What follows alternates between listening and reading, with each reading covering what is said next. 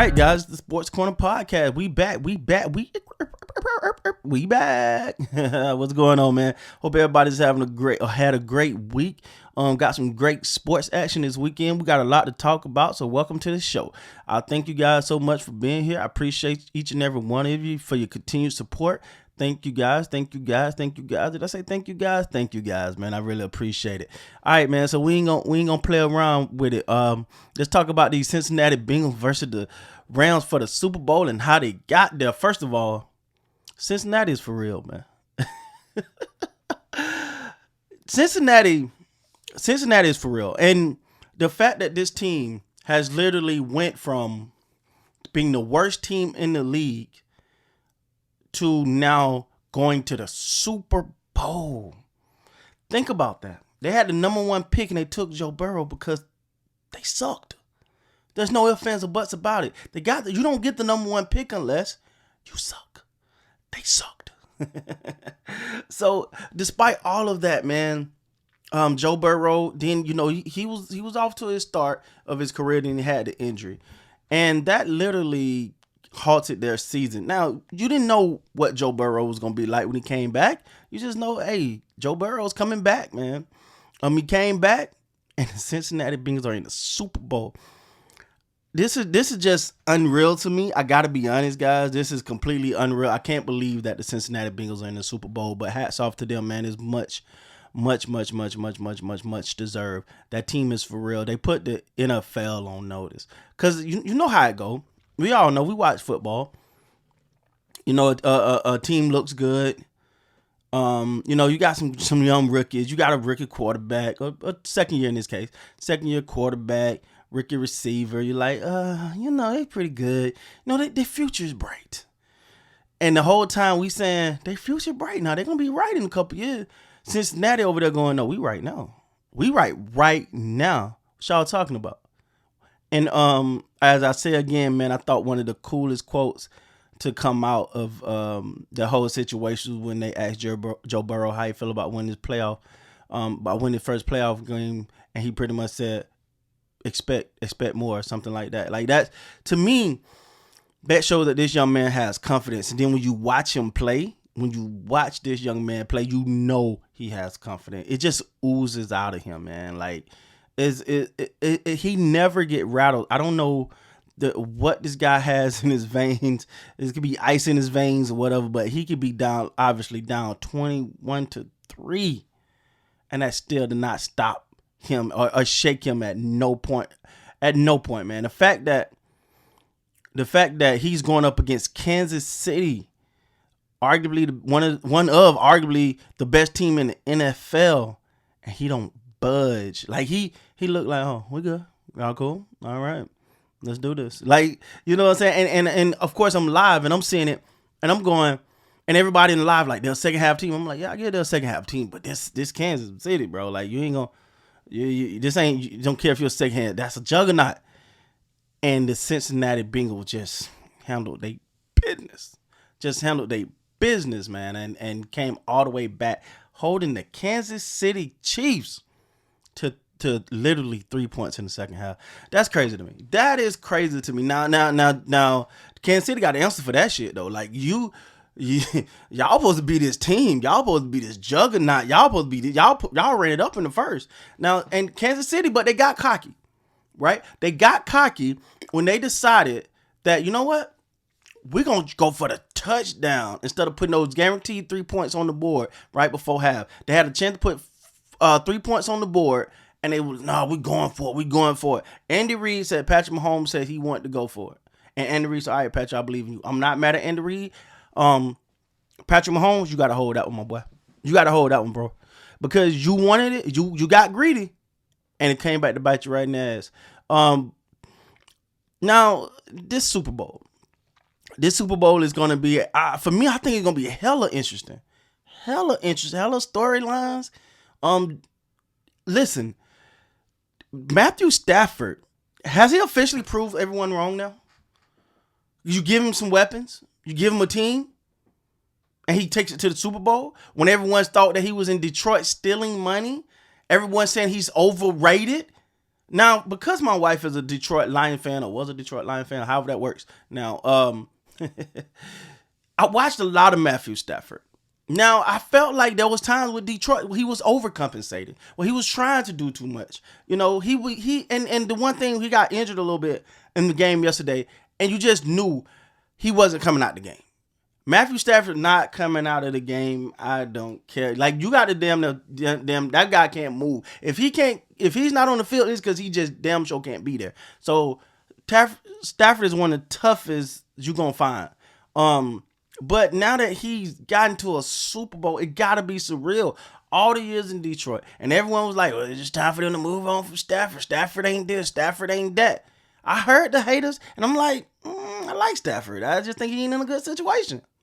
He ain't in a good situation. He got drafted to a team that was ass, and they didn't improve. He did have Megatron at one point, and that was, and then everyone wants to say, his numbers was high because he had Megatron. No, he just finally had a weapon. He had to go use the weapon he had. But now when you see him in Los Angeles and he's in a Super Bowl in the first year there, it just goes to wonder, man, what would have happened if Stafford would have always been on somewhere else besides the Detroit Lions? Would he have more rings? Would we be having that? Would we having a different conversation about him? Will he be because it's time, you got to elevate him up into certain categories. But because we always seen this Detroit, you kind of minimize his accomplishments a little bit. But that come with the game, man. That come with the game. I understand it. But Stafford had proved the haters wrong. He's in the Super Bowl. So you could talk about your quarterback and who ain't better, who ain't this, and who ain't that. The first opportunity he got with a good team, he took him to a Super Bowl. A Super Bowl. So we could talk about who's better, who better. But the fact of the matter, it don't matter if your ass don't win. It's about winning. I hear all the other crap in sports these days. Everything. It's about winning and losing. That's it. I don't give a damn about your feelings. I don't care about who like who. I don't care who want to play with who. I don't care who want their buddy to be this. It's about winning. It's about winning. All right. So hats off to Matthew Stafford. Well deserved. It was a great moment to see his wife in the stands, and she just overwhelmed with joy knowing all that this guy's been through to get to this point.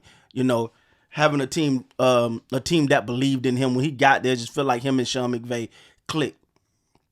It felt like him and Sean McVay clicked at a point to it was like, man, these two work good together. They work. It looked like it fit. And Sean McVay finally got him a quarterback that he can really do some things with, that can really push that ball down the field, that can deliver with some accuracy. Sean McVay was happy. Matthew Stafford was happy. Rams was happy. Detroit Lions got them some picks, so I'm quite sure they were happy with what they got for him. So, but anyway, man, congratulations to Matthew Stafford. Joe Burrow, already among the best in the league. It's time to have that. Can we have that conversation this early? In the league right now? If we talking right now. We'll look back and say, would he be in 5 years? But right now, Joe Burrow is among the best in the league. Because you can have pretty numbers and it look good and all of that. But when it count, what did you do? Joe Burrow is among the best in the league right now. Right? Because a lot of people say, well, look at this number, look at that number, look at this number, look at that number, blah, blah, blah, blah, blah. It don't matter if you don't win. We talking about, it's a team out there, Dallas Cowboys, with the number one offense. And their ass is at home. So you can have all your stats and your numbers, but did you get there? Aaron Rodgers, you probably going to say Aaron Rodgers way better than Joe Burrow if you want to say that. But his ass is at home. Joe Burrow is in the Super Bowl. Joe Burrow, to me, is slowly becoming the face of this league. See, face of the league. And you still got your boy Pat Mahomes. And I think this matchup, you got Pat Mahomes. Don't forget about Josh Allen. And who else? You could throw a couple other quarterbacks in there, but right now, we're talking about Joe Burrow take a Cincinnati Bengals team and still hope in this team and got them believing they're supposed to win, and now they're in the Super Bowl. We understand that? We understand, and he's doing it his way. He's not trying to be callous about it. We talk about the diamonds in his chain and all of that. He said he made too much money for them not to be real. Hey, he's being himself. He's doing it his way, And people are starting to be like attached to that, like attracted to that, because it's like, yo, this kid got major confidence and he performs. Don't be surprised this guy be the little face of the league eventually. Because, a couple more conference losses for Pat Mahomes, you gonna start to slide him to the Aaron Rodgers category. All right, you gotta get there, buddy. You gotta get there. All right, but Pat Mahomes, we all know he's a beast, man. He's a beast. He just gotta, you know. And last thing I want to talk about this Super Bowl, because now some people gonna say the Super Bowl is boring. Some people gonna say this is the best Super Bowl ever. You're gonna have some in betweens. But there's one guy that I want to give some credit to, because people have shitted on him for so long. Odell Beckham Jr. Odell Beckham Jr., and I'll say this right here, man. I don't think Odell Beckham Jr. is in the top 5, 10 receivers. But he's damn sure ain't at the bottom. He's a good receiver. He's among the best, among the great ones in the league. He's among that category. I think what happened was people want to put him in the top of the league category. That's not where he's at. He's a good receiver. Borderline great receiver. But he's in the Super Bowl despite being at the Giants. Despite being at the Browns. Because none of those teams have done nothing without him either, did they? I would argue to say they looked a little better with him. Right? So hats off to Odell Beckham Jr. He do it his way. He seemed to have calmed down a little bit from the craziness. If he happened to win the Super Bowl, though, I can see Odell losing his shit. Right? He's gonna go in a good way. In a good way now. He gonna go do him. All right? And have some fun, and it's well deserved. I'm just happy for him. He came in, he did whatever. He didn't bitch about balls. He came in, he did whatever they needed for him to do in order for them to get in this position. And now you can see he becoming a focal point and a reliable target for Matthew Stafford. And I think that relationship is going to blossom into something amazing, man. So congratulations to the Cincinnati Bengals and the Los Angeles Rams. They're Super Bowl bound, like it or not. They hot. Congratulations again, man. All right, man. So let's talk about, y'all know I got to talk about this triple overtime game in Miami with the Toronto Raptors and the Miami Heat. Damn, that was a good game.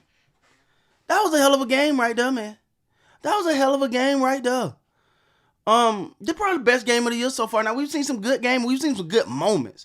But if you're talking about start to finish, just two teams battling their ass off and going at each other. It was like, no matter what the situation was, no matter what the score was, they went at it.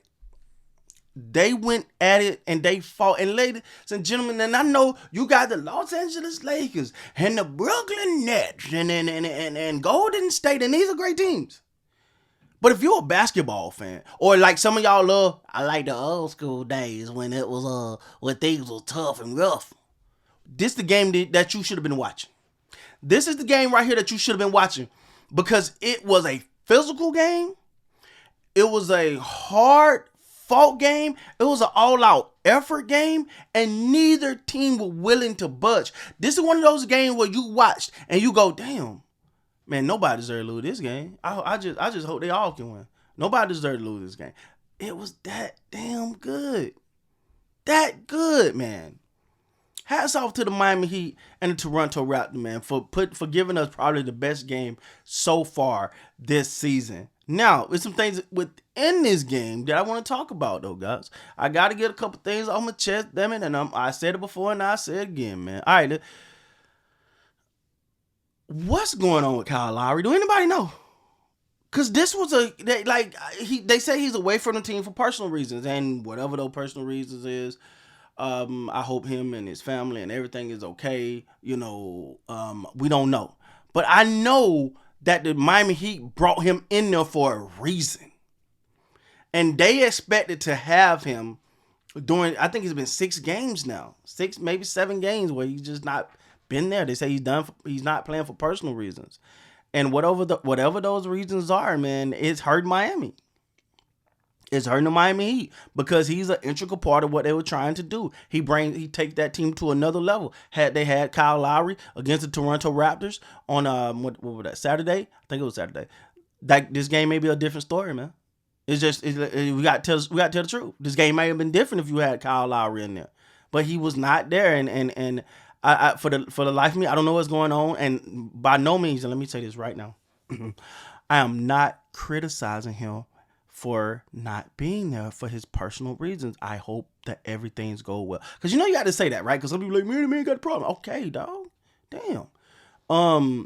But I know I'm speaking from purely a basketball perspective. The Miami Heat had him there and was planning on depending on him for certain aspects of their game plan and the way they were going to deal with certain type of opponents. And let's be honest, him playing against Toronto, that would have been another storyline that would have just been big because, in Toronto, he's that guy. He's considered the greatest rapper of all time to many, if not all. So for him not to be there for whatever personal reasons, I just hope first and foremost, hope everything is good with Kyle Lowry, man. And like I said, by no means, this is no criticism of criticism. I just think it hurt the Miami Heat. Now let's talk about this, and I got to talk about this right now. The referees for the Toronto Raptor game, and then I've seen it in the game previously. These refs, I don't know if okay, this probably ain't gonna be popular to say, but damn it, I'm gonna say it. Is it because Toronto is not in United States? Like, is something like that playing a factor here? Because remember, and I spoke about this on the podcast, Stephen A came out and said that if it's not right that the NBA championship is not in the shut your ass up. All right, first of all, that was just stupid.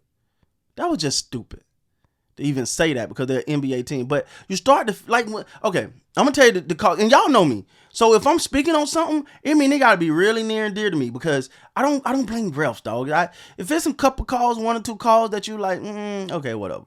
But when you start to see a damn pattern, right? You start to see a pattern of something going on and on and on. You're like, well, damn, dog, y'all really not gonna address this, huh?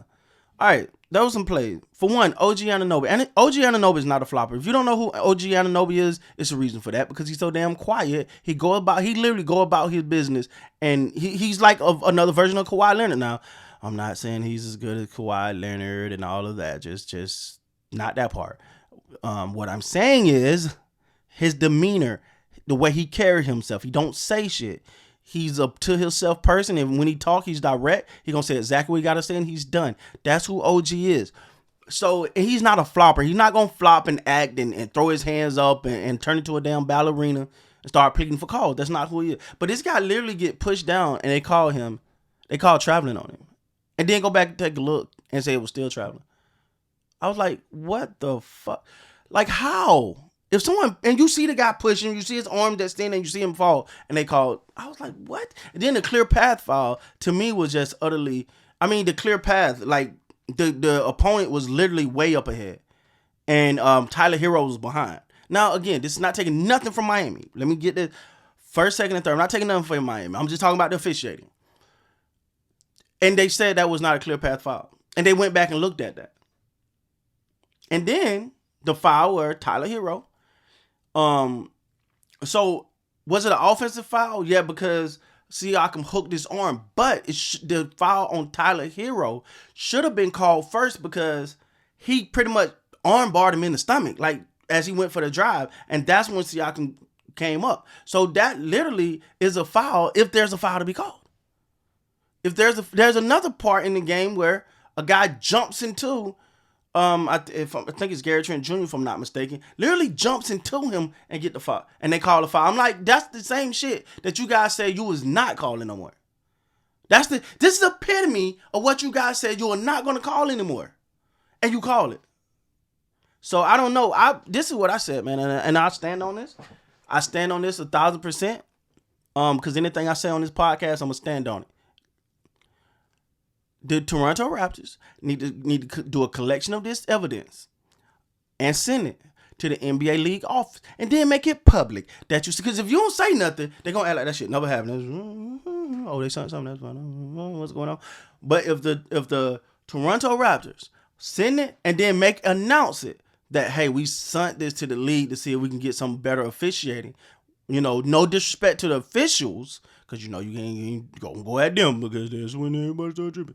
So you just say, hey, we just want this looked at and we want to see if we can do better in the future. Just make, and shout out to the refs, you know, because you can't, don't diss them because you never get a damn call. So, and I think that's the route that the Raptors got, because this is utterly ridiculous. I said it, and I say it and I mean it. Like, some of this shit is just ridiculous. Now, last thing I want to talk about with the Toronto Raptors is, can the Raptors be a very dangerous team in the playoffs? Hell yeah. Because everyone just, when you look at the way this team is built, like when you look at the game, I forgot who they was playing, man.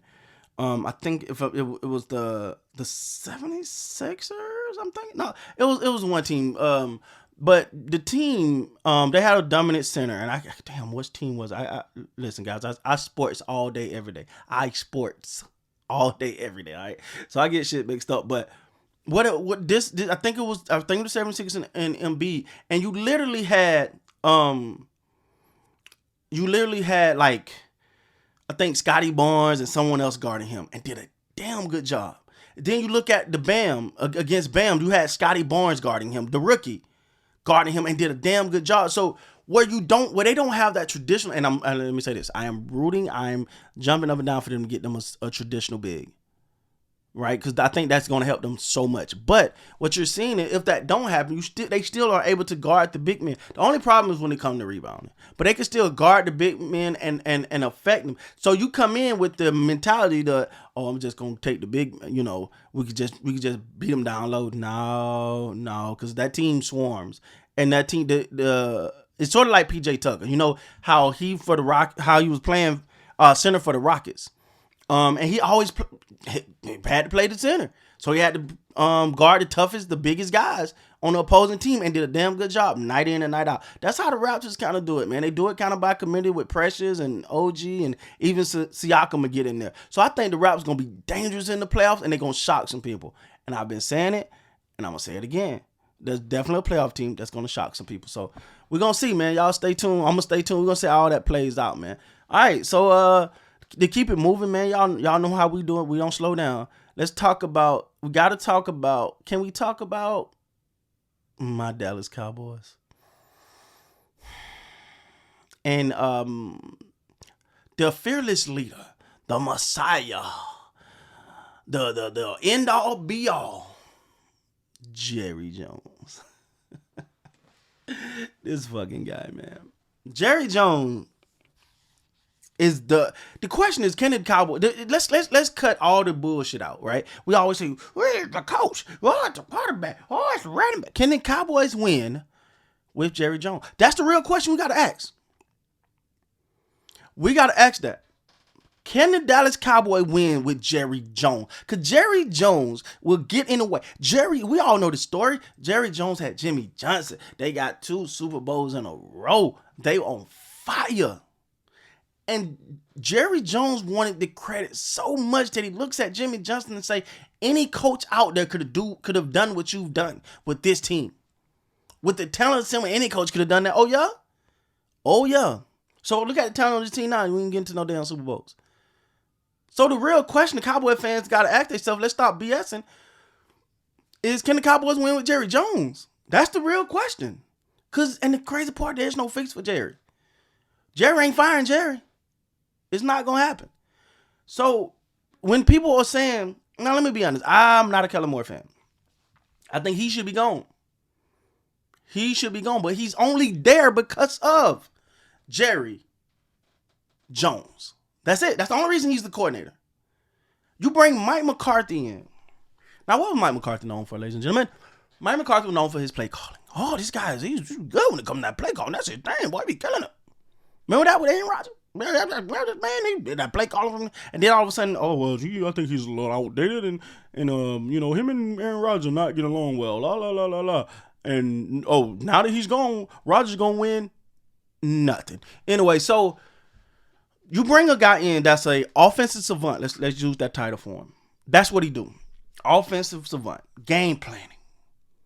Think, he do offense, and instead of allowing him to run the offense, you keep Kellen Moore.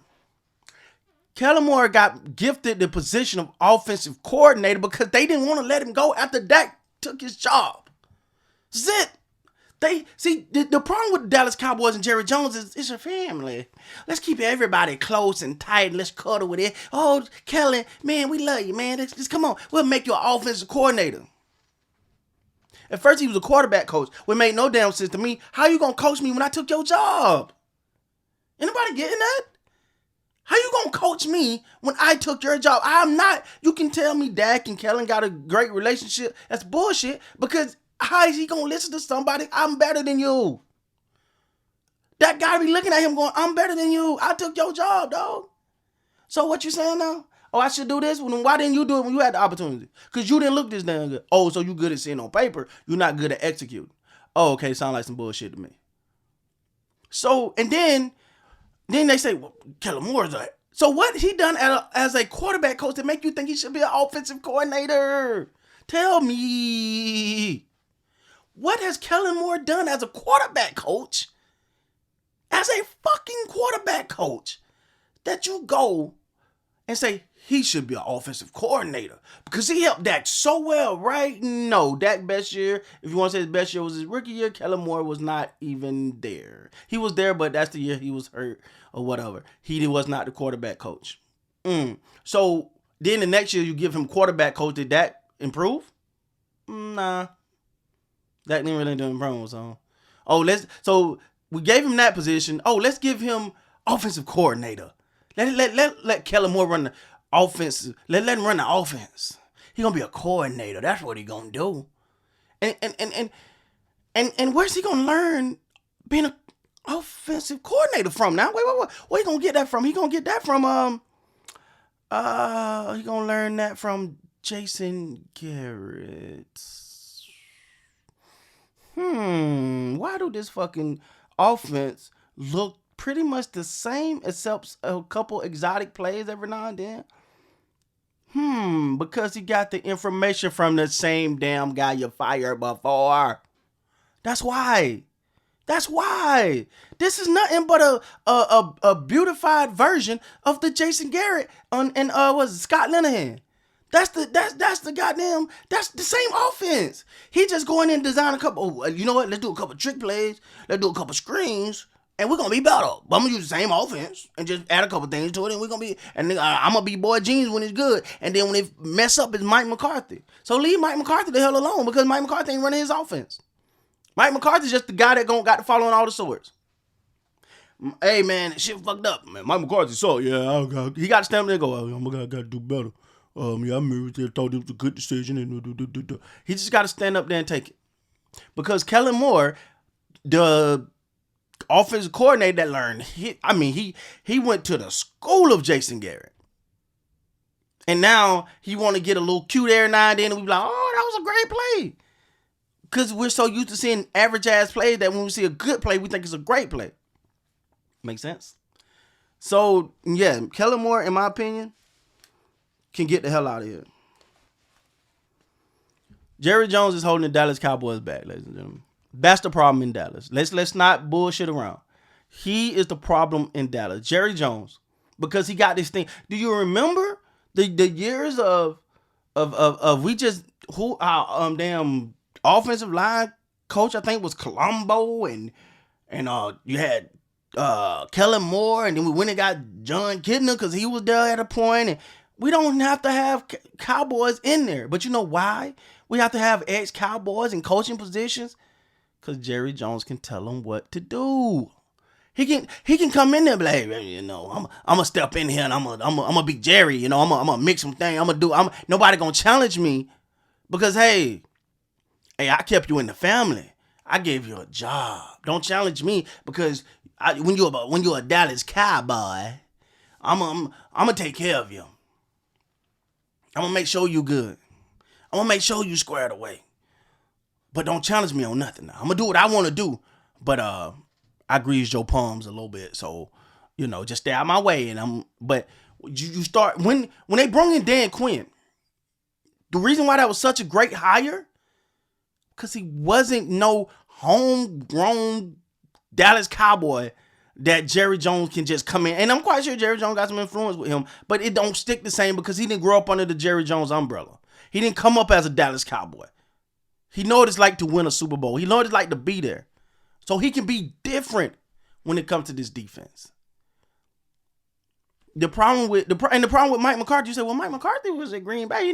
Yeah, but Mike McCarthy was out of work and needed a damn job. And when any time you sleep at someone's house and then they hire you for a job, your fucking intentions are compromised immediately because you've now violated the boss-employee relationship. Now y'all friends.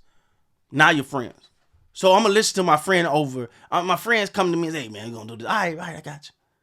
That's how that works. That's why they have the problem that they have. All right. The fact now, so I want to talk about this. The Dallas Cowboys are bringing back Mike McCarthy, Dan Quinn, the whole coaching staff for the most part, and they're gonna bring back Dak Prescott, Zeke Elliott. Don't know about Amari Cooper now. That's out there, but CeeDee Lamb, maybe not Michael Gallup or Amari Cooper. One of those coming back. Same defense because defense was losing. So we're going to do the same thing and expect something totally different than what we've been getting for the last decade plus, 2 decades plus. You know what that sound like? The very definition of fucking insanity. We're not going to do nothing. We're not changing nothing. We're going to try it again. I know we ran and hit our head up against the wall. That's okay.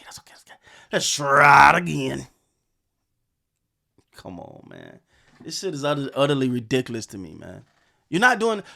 You got to at least address... So the only thing the Cowboys can do at this point is address the offensive line. And maybe get you another corner. Because Anthony Brown, as much as I've tried to defend this guy, he just damn sure ain't it.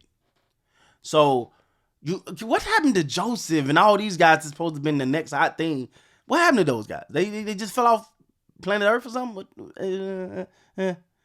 So... The Cowboys are literally trying the same team back out there. And they're trying to get the same results. Or they're trying to say they're going to get different results. But the problem is now you don't have the money. Now you're going to have to, now you finna probably lose a couple guys. Because of the fact that you want to bring the same team back and you don't want to do shit. So now you're hoping you hit in the draft because you ain't got money to spend in free agency. Now you're hoping like, hell, I can hit in the draft though. You better.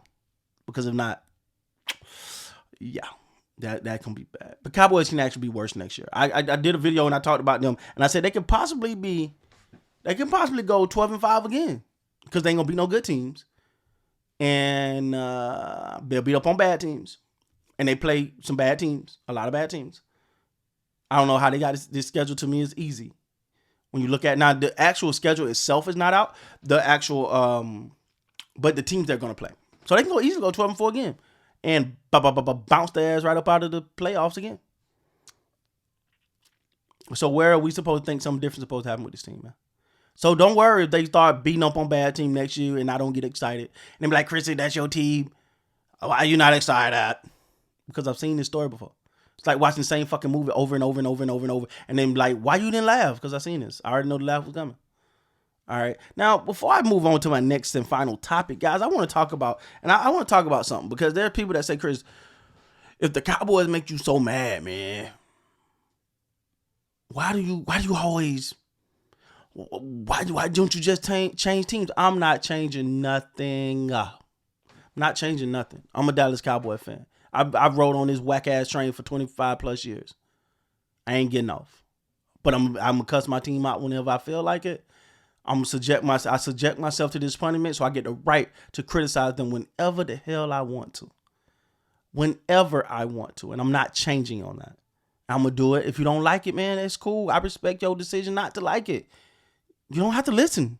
No one making you listen. All right? But I'm a Cowboy fan. I'm just tired. And I think other Cowboy fans are starting to feel where I've been coming from for so long. When you start to see the same thing over and over and over and over and over and over and over. Did I say over and over and over and over and over? You keep selling us a bill of goods. So it's time for some fucking results. As a Cowboy fan, I want some results. All right? All right, I just had to get it off my chest a little bit, guys. I apologize. I know that part right there wasn't the fun part, but it's all good, man. Sometimes it gets to you though, man, because when you do this thing, whether it's a podcast or YouTube channel, and it's fucked up because you be wanting to respond to comments and respond to everybody's comments, but then you start to get through this you go through this phase of like stupid comment, that it just drains you, and you just be like, man, let me get out of here before this fuck up my day. All right. But anyway, man, let's move on to my final topic, man. Thank you guys so much for hanging in with me so far, for rocking with me, for listening to me talk about this and rant and rave and however you want to put it. But the last thing I want to talk about is my guy, Russell Westbrook. Now, we did have somebody come on the live stream yesterday and say Russell Westbrook gonna be the best point guard behind he gonna be the best player in the NBA behind Michael Jordan, and we really figured out he was trolling, and that's fine, man. I don't mind your trolls. When you come in, man, it's like, get your shit off. That's what this is for, man. Just keep it sports though. That's my only requirement on this channel is to keep it sports. When you start personal attacking and all that and saying shit ain't got nothing to do with sports, but if you're just trying to spark up an argument or something like that, you will be blocked immediately.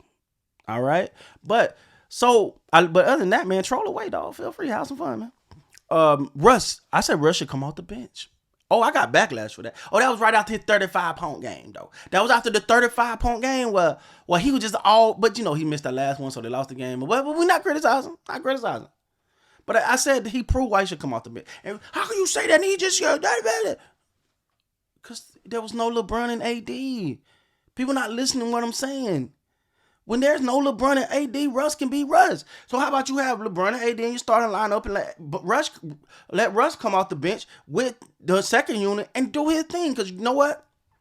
With no LeBron and AD, there's nobody for him to defer to. You get what I'm saying? Like, he ain't got to defer to no one. He ain't got to, kind of let LeBron bring it up, or he bring it up and give it to LeBron and go stand in the corner. Because that's not Russ. You bring a player in because you like who that player is. You bring a player in because you like what that player does. You bring a player in because you think what they do best can elevate your team. You don't bring a player in to say, I'm going to change everything you do. I brought you in, I gave up resources to get you, but let me change everything about you. That's going to fucking work. No, that's not how it works, man. So Russ should come off the bench. You let him, and then guess what, though? He can lead that unit. There's no, when the guy with Russ statue or whatever come in and you got him playing with some backups and some, lesser talent from, your top stars, they going to pretty much let him do him, which is his comfort zone. So they going to be willing to go fight for the rebounds after he missed. They're going to be willing to stand there and wait for him to pass it to him. They're going to give him, when they get the ball and they take it out of bounds, they're going to Russ. That's what Russ needs. That's what he needs. And I'm not saying that in no condescending way. And I think it elevates the team. I literally think just doing that by itself elevates the team. So when I see people come at me and say, man, you don't know basketball. What are you talking about? Russ. And apparently, Russ got a group of following out there. He got a little group of followers that are like fucking, they say something about Russ and they attack you. They just, you know what you're talking about. I know what the hell I'm talking about. You put it's about winning. It's like I said earlier in this podcast. It's about winning. The minute it becomes about anything other than winning, you fucking lost. Now I'm trying to make him feel good. I don't want to hurt his mental. I want him to stay tough. Well, damn that. Like, then go somewhere else because we're trying to win over here. We're trying to win. I don't care what it is in life, whether it's sports, work, shit, podcast, whatever it is you do. It's about trying to win. It's about getting to that level. It's about whatever that trophy looks like to you. Whether that's a literal trophy, whether it has a dollar sign attached to it, whether that have a certificate or a pat on the damn back. Whatever that is, whatever winning is to you, that's what it's all about. And for a guy like Russell Westbrook, in order for him to be the player that he needs to be and to be successful on this team, okay, he gonna have to come off the bench. Well, he can be him. He knows that. You know that. I know that. he have to come off the bench, man. Or I've recommended this before. You can let him start the game. So you can say he's the starter. Let him play a couple minutes and sit him. And let the rest let everyone else run. And then when it's time to let AD and Russ, AD and LeBron, or Bradley, both of them playing these days, somebody's always fucking hurt. But when it comes time, you put Russ in there. And then hey Russ, go do your thing, man. Now Russ is running with the younger boys. They can get up and down the court with him. They'll push the ball with him. Now that second team is a hell of a lot better. And a hell of a lot freer. And guess who's happier? Russell Westbrook is happy. Now he's fluent. Now he can be himself. There's no slow down. There's no, man, you know what? Let me make sure LeBron get the ball in it. He don't have to think as much. You can let Russ be Russ. And it's their best chance at winning. In my opinion, that's their best chance at winning. You let Russ be Russ. And you let Russ get you 20 plus off the bench. What you doing him? When you have that big drop off every time LeBron James go out of the game and the team look like, oh God, what we gonna do now? That's your answer. Let Russ go out there and do Russ. Tell Russ, go be you. Go Bill Grace. Don't pull up them goddamn. No. Whoa. Don't go pulling up them threes. Like, don't just start jacking them up. You know, you hit a couple the other night. Don't start jacking them up. Put pressure, get to the rim, finish around the rim, do what you do best. If you do that, and if you do that, we'll be successful. That's my take on that, man. And I just think that literally makes sense because it allow him to be him. I said it before, you didn't bring Russ in here to be no damn spot-up shooter. You didn't bring Russ in here to play off the ball. What the hell is Russ Westbrook going to do off the ball? What is Russ going to do without having the ball in his hand? That makes no sense. That's like trying to make Shaq a three-point shooter. It's not happening, bro. Damn. As y'all can see, that right there really gets to me because people act like I'm belittling Russell Westbrook when that is not the case. I'm just trying to say what to get a team the best chance to win, in my opinion. Now, I'm not an expert at it, and obviously I don't work for the Lakers, and I don't work for these high-powered organizations. Hell, I'm a little guy talking into a microphone, expressing my feelings about sports, but that's my take, man. That's my take. I think that's the best thing. So thank you guys so much, man, for joining me on today's podcast. You guys have been amazing. You guys have hung in there with me. You guys have listened to me writ and ramble, and I thank you guys. Make sure you guys, if you're liking me on Spotify, make sure you guys, share the content over there. Make sure you leave me a comment. Let me know that you heard me over there, man. I appreciate it. I appreciate it, man. And if you're watching this on YouTube, man, hit that like button. Hit that subscribe button, man. We growing, man. We growing, man. And I appreciate that's only because of you, not because of me. So with that being said, guys, until next time, man, you guys be great.